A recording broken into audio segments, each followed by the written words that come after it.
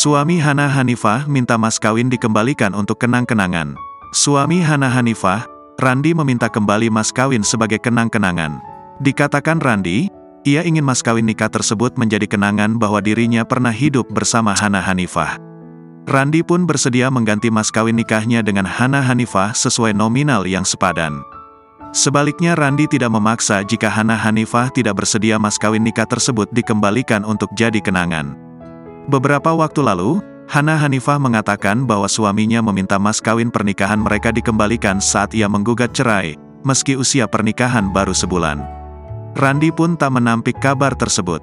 Ia justru membenarkan, hanya saja menurut Randi, mas kawin tersebut akan dijadikan sebagai kenang-kenangan pernah menikah dengan Hana Hanifah. Aku bilang, mas kawin kuambil sebagai kenangan. Nanti aku ganti sesuai nominal itu, ujar Randi. Boleh enggak aku kenang itu? Bisa tahu kalau kita pernah bersama, kata Randi. Lebih lanjut, Randi mengatakan bahwa dirinya tidak akan memaksa jika Hana Hanifah tidak bersedia untuk mengembalikan mahar pernikahan mereka. Minta kenangan saja dan aku ganti. Iya, aku masih tanya, boleh enggak? Aku juga enggak memaksa, ucap Randi.